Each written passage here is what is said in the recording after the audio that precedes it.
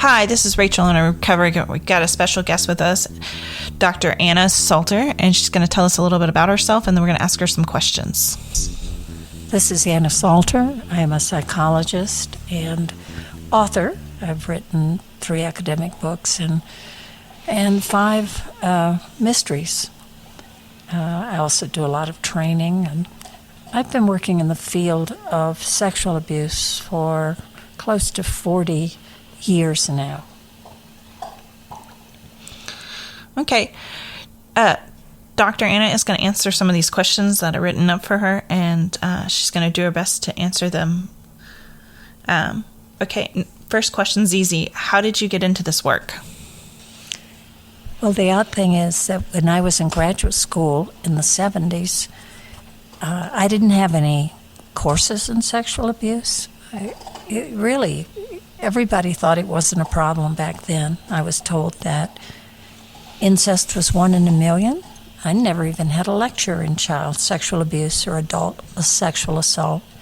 Then when I got out of school, I went to work at a community mental health center. It seemed to me that every second child was sexually abused, physically abused, neglected, or emotionally abused. And I realized I didn't have the skills I needed. So I started trying to adapt the skills that I had in working with children with other kinds of problems and adults.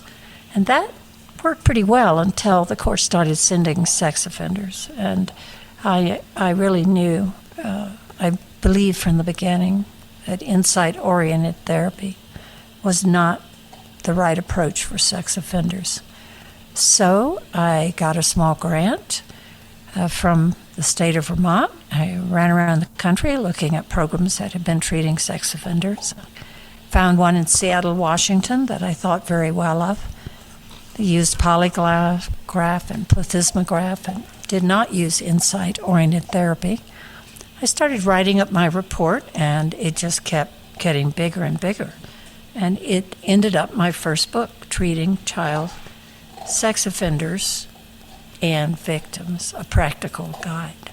So after that, I was kind of stuck, as it were, because there were so few books at the time that the book kind of went everywhere, and I ended up training in Europe and in Australia and New Zealand, a bunch of other places on sex offenders.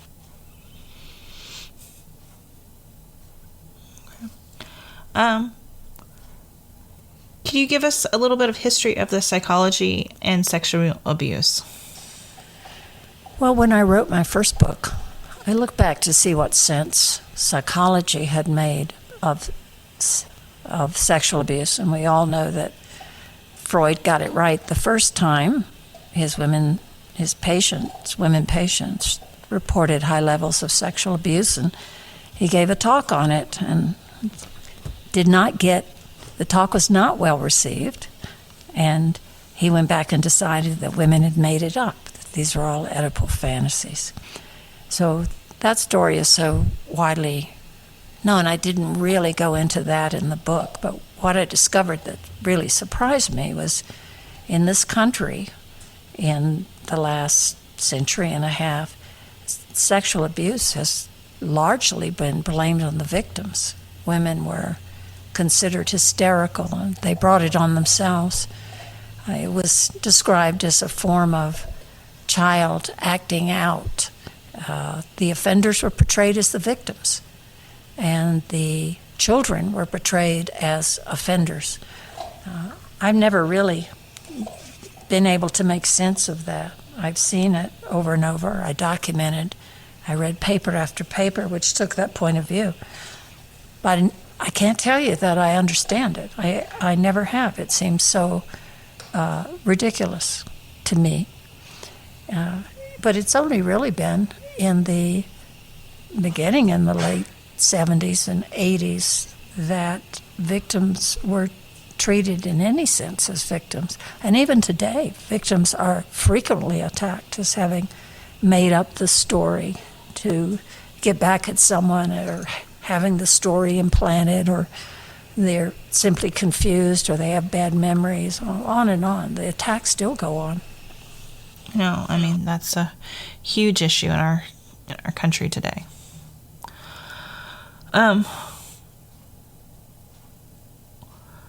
What do you find the most surprising in your work with predators? Well, with all kinds of violence offenders, the thing that's most surprising to me is they are not the masterminds people think they are. Sex offenders come in two varieties. There are other taproots, but they're two big ones. And one taproot is these are people who are just sexually attracted to children. They didn't choose it. They discovered it. We think now it's a sexual orientation. That group can be very successful in their lives. They can be college presidents or Nobel Prize winners or Olympic coaches, on and on. And they just, what's wrong is they're sexually attracted to kids. They've got what I call a deviant motor. The other group are those who are antisocial, and they just don't care. They'll use anybody. Other people are objects to them. Some of them will rape adults and molest kids. So I spent a lot of years looking at articles that had 57 circles and ovals about the origins of child sexual abuse. I came to the conclusion it's really very simple. It's like a car. There's a motor. In a car, there's a motor and there are brakes. With sex offenders, with those who are sexually attracted to kids, the problem is the motor. It's part of the problem. Now, of course, you can have a normal arousal pattern and still attack a kid for other reasons. So some of them don't have a deviant motor, but all of them have a failure of brakes. What keeps the rest of us from acting out sexually in inappropriate ways is fear of consequences, common sense or moral code, empathy. You may think the 16-year-old babysitter is gorgeous. It doesn't mean you're going to attack her on the way home. You may think you may be attracted to your wife's sister. It doesn't mean that you're going to rape her or even come on to her. We have cognitive controls that say to us, I don't think so, not a good idea. These guys have a defect in the controls, the brakes, and some of them also have a defect in the motor. So the most surprising thing for me is it's a lot simpler than I think most people think. When dealing with a domino case, such as a 3-year-old being sexually abused by a 5-year-old, or a 5-year-old being sexually abused by a 9-year-old, and a 9-year-old being sexually abused by a 13-year-old, and a 13-year-old being sexually abused as an adult, what's going on in this situation? All are victims, but when do the age of accountability or emotional capability on victims become responsible for their own actions? By adolescents. These age groups, first of all, this happens less than people think. When we use polygraph backup, the majority of adult sex offenders do not say that they're abused as children. When you don't use a polygraph and you just ask them, 2/3 of them say that they were sexually abused as kids and blame their abusing other people on their own molestation. So you have to remember that sex offenders are not always transparent. But when little kids act out sexually, they were sexually abused by someone or prematurely sexualized by another kid in some way, they're usually, it's like a form of post-traumatic stress remembering, except we have memories and kids engage in play. Now, of course, I'm distinguishing between abuse and sex play between children. When two kids of the same age get involved in exploratory sex play, there may be no abuse involved at all. You can tell the difference by whether one kid is significantly older, one kid is manipulating. Kind of get into the 50 Shades of Grey kind of thing, or is that? Well, people, show me yours and I'll show you mine is children exploring their bodies and each other's bodies. Oral sex is a much more adult form of sexuality. But the kids who act out sexually are, with some exceptions, generally recreate, if it's not normal sex play, if it's oral sex, if it's penetration and so forth, they're usually recreating something, and it is a process of reliving it. But adolescents are older, and they have the capacity for cognitive breaks. Little kids also don't know that there's anything wrong with the behavior, typically, and adolescents do. So in spite of that, when adolescents act out sexually, it is it's more serious. And I would always put an adolescent in treatment who would either use force with a peer or acted out sexually with a younger child. Nonetheless, most adolescents, the vast majority who act out sexually as teenagers, did not do so as adults. There is a big bulb of all kinds of crime in adolescence: sexual crime, violent crime, property crime. And the vast majority of that crime disappears when they transition to adulthood. Adult sex offenders are a whole different thing. They definitely need treatment, and in many cases, confinement. Okay. Do you think if caught early enough in adolescence, that can make a difference for some predators? Oh, absolutely. I would definitely recommend treatment at the earliest stage possible. I think we are much more hopeful about adolescent offenders. But one of the reasons is that, comparatively speaking, there are fewer adolescents who act out because they are generically attracted to kids, and more of them act out because they are juvenile delinquents and they're engaging in other kinds of crime as well. And that tends to resolve as for the majority of them, as they reach adulthood. So the sexual crime, when it's easier to treat when it's not based on a deviant preference for children.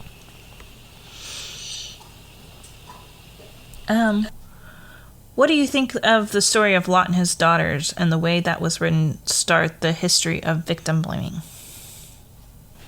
Well, I think it's definitely victim blame. The victims are blamed for getting their father drunk and having sex with him. However, I have no idea if it's the first episode. I have a cynical suspicion that somewhere on a cave wall there's a depiction of sexual assault in which the child is the aggressor. It seems to be a very old form of misogyny. So I don't know that it's the first instance, but it's definitely an instance. Okay. How does situation of cult or incest situation differ from sexual abuse from a teacher or someone outside of the family for a predator? Well, for the victim, I think incest is probably the most devastating form of abuse. If you're abused by someone outside the home, you can go home. You have safety, and they don't have 24-hour-a-day access to you. If you are betrayed by a family member, they do tend to have much more access to you over a longer period of time.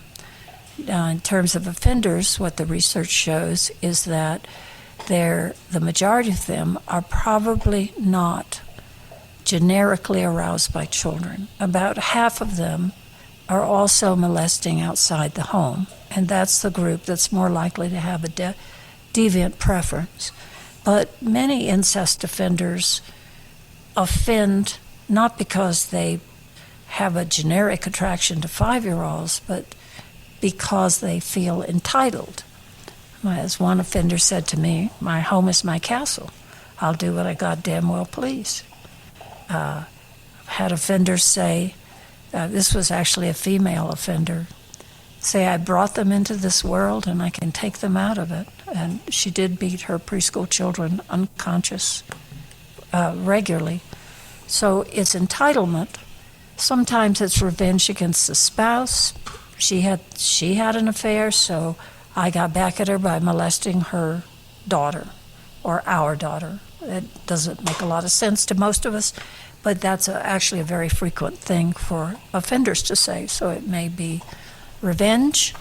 It may be pouting. You won't have sex with me. If you'd had sex with me, I wouldn't have had to have sex with Susie.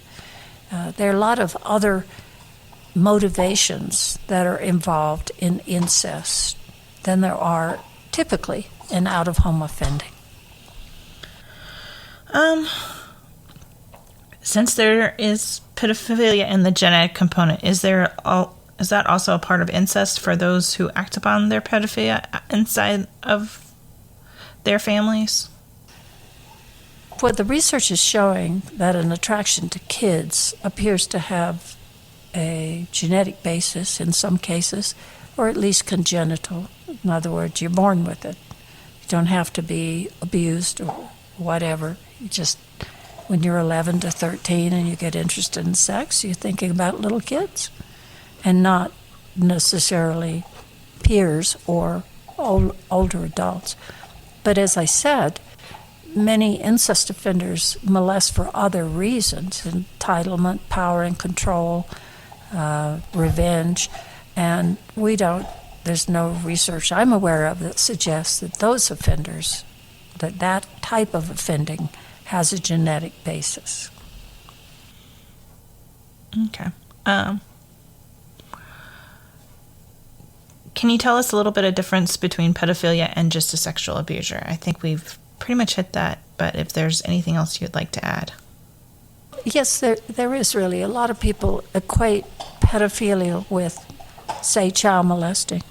And the truth is, pedophilia just means that you're sexually attracted to children. It doesn't mean that you act on it. So there are very likely people out there who are sexually attracted to kids who don't act on it because they're horrified by it. And there are also molesters who molest kids who are not generically attracted to that particular age group. There's a lot of overlap, of course. It's like a Venn diagram. There are some pedophiles who don't offend, a lot of pedophiles who do offend, and then there are child molesters who aren't pedophiles, but they still offend. And this is important because, for example, in the Woody Allen case, one of the defenses for Allen was, well, no other children have come forward, so he didn't molest his daughter, Dylan. Well, he may not be a pedophile, and he may still have molested. In fact, I think the evidence is pretty compelling that he did molest his daughter, Dylan. It may not have come from a generic attraction to kids. It may have come from dynamics of wanting to get back at Mia Farrow or some other reason, his obsession with Dylan from the time she was born, whatever. But we need to make a distinction between being attracted to children and acting on it. Fair enough. Can you tell us a little bit about sadists? You mentioned those, and that's, a whole different level, I feel like. It is a whole different level. Most sadists attack adults. Sadists are people who are sexually aroused by pain, suffering, terror, and humiliation. I think if most of us saw a child or an adult being tortured, we would throw up. I mean, it's a nightmarish thought to even see something like that. For these guys, they get a high that they tell me is better than crack, better than cocaine. I've had people say that more than once.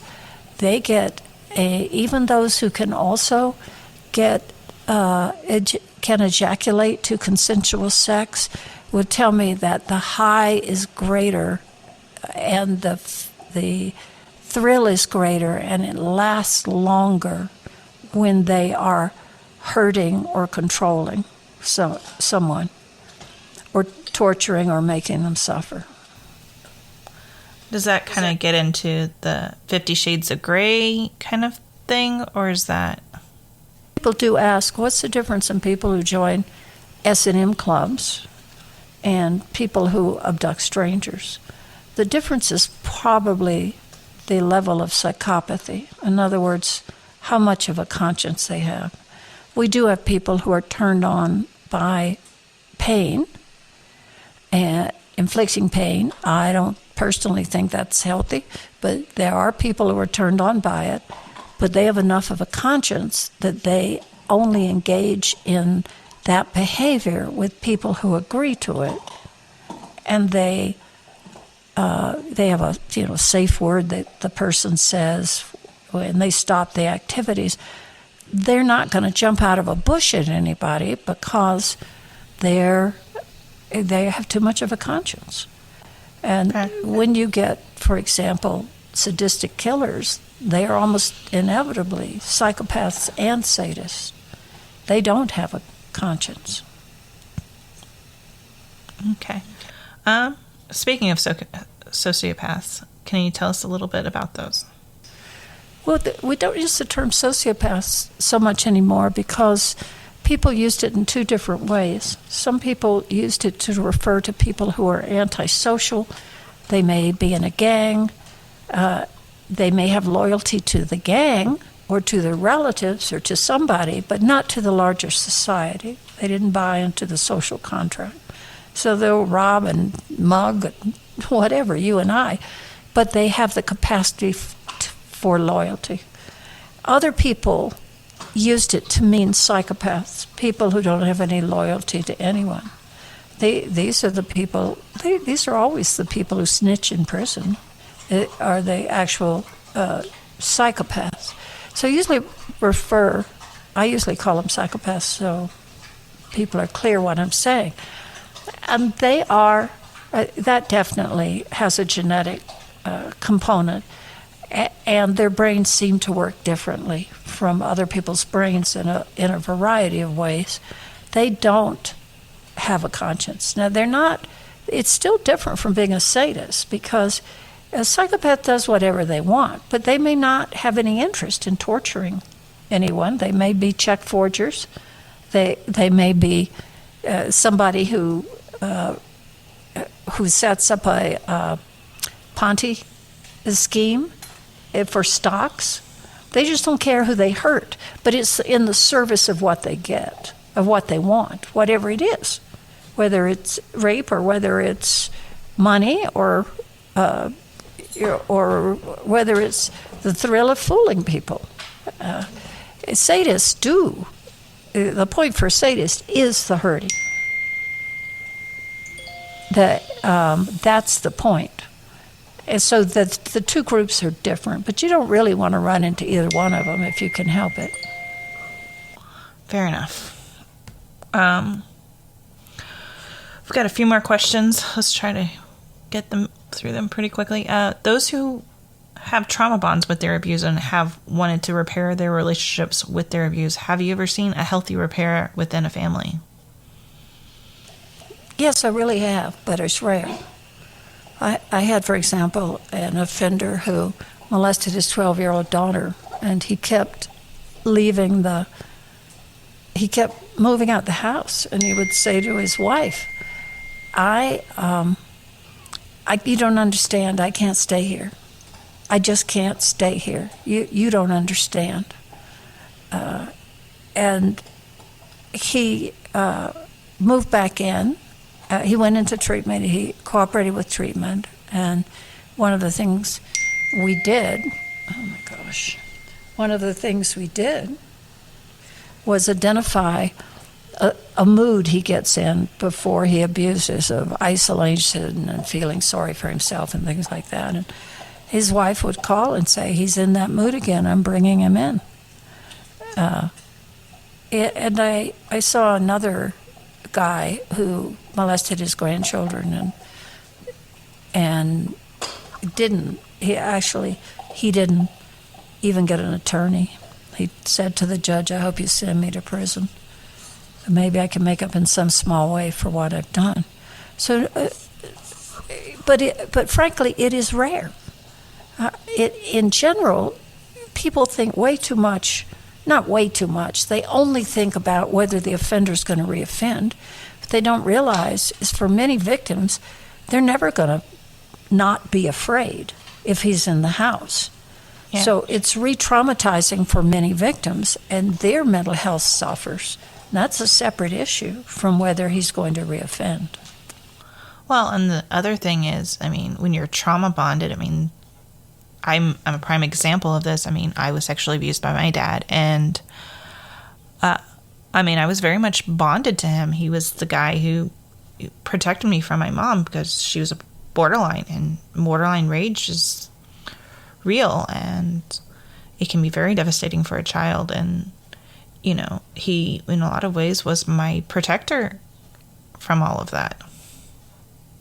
Yeah, really, I didn't address the trauma bond part. It is true that many children are put in situations where the offender actually offers more protection than the non-offending parent. I mean, that was in the case of the woman who would beat her children unconscious. I mean, she let men come in the house and offend them. They were inevitably kinder to the children than she actually was. And the trauma bond issue is important. It's really important because judges will use it sometimes. Well, she wants to see her father. She wants to go back with her father as an indication that the guy isn't risky. And that's a totally different issue because he has twisted this child into caring about him, and children are open-hearted, and they're frankly easy to manipulate. Doesn't mean that he is any less guilty. So I wish judges knew more about the concept of trauma bonding than they do. Some offenders, even in situations where the non-offending spouse is not abusive, some offenders are very good at getting kids to love and to trust them. That's their entire operation. That's how they get access to kids. And because they're successful in that, we should understand that they're more risky, not less risky. Yeah, no, I can see that.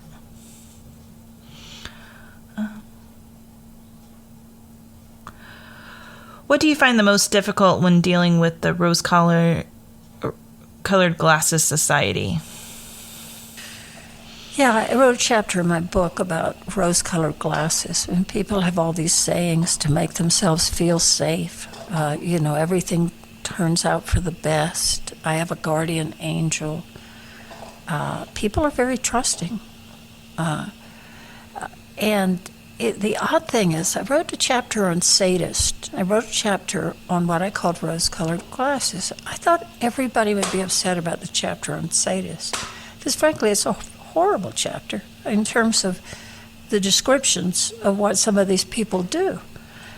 And I never got any complaints about it, but I had hate mail over the chapter on rose-colored glasses. You just want us to go around being depressed. One person in the field I sent it to said, I would never recommend your book to anybody. She said, because I have a neighbor who doesn't lock their doors. She says, if I don't lock my doors, they may rob me one day, but if I lock my door, they rob me every day. I'm usually pretty calm about responding to emails, but that really annoyed the heck out of me. And I wrote her back and said, if we were just talking about a VCR, you might have a point. But we're talking about the health and safety of our children, and we can't afford your kind of denial. And I believe that. I believe that parents have to be aware that teachers coaches. There's just a tremendous amount of sexual abuse in society. And I end that book by talking about the fact that when my kids were little, I was the parent on the sidelines with the lounger and the baseball cap. I was at the practices. I learned to score baseball so I'd have an excuse for hanging around the team. I was the team manager, or whatever role parents got, in so many activities that when my son was a senior and the baseball coach asked the team for a recommendation for which parent would do it, 5 kids raised their hands and recommended me instead of their own parents. But I felt those were the risky situations. And parents just assume that they can drop their kids off at practice. Nothing's going to happen. People are too trusting. Yeah, no, you're completely right about that. What do you do for self-care? Because all of this has to be emotionally taxing. I live in the mountains at 9,300 feet. I take pictures of bears when I can find them. Actually, several have showed up on my deck, so they weren't too hard to find.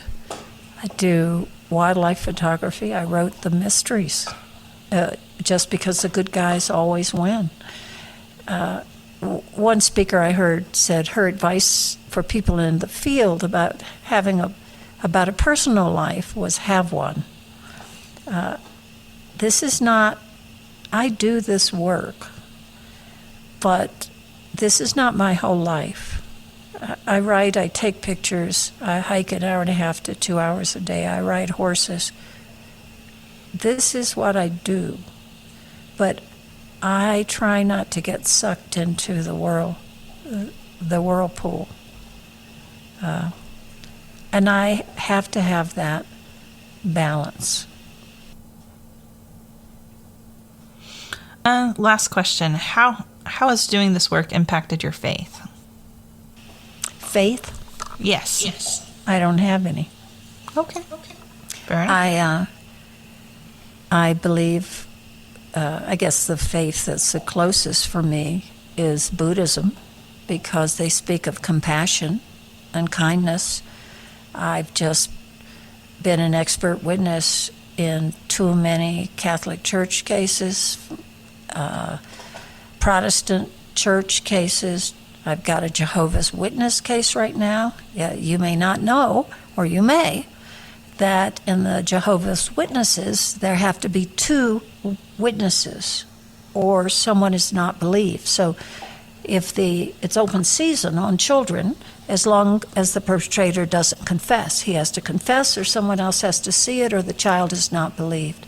So as far as organized religion goes, I'm sorry, I'm just not a fan. I've seen too many abuses in all of the major religions. I completely understand that. Okay. Well, thank you for your time, and maybe we can interview another time at another day about something else related to this. Of course, and thank you for your work. I think it's really important, and I always admire people who turn trauma into something that helps other people. So work like the work you're doing is very, very much appreciated. Thank you. Okay.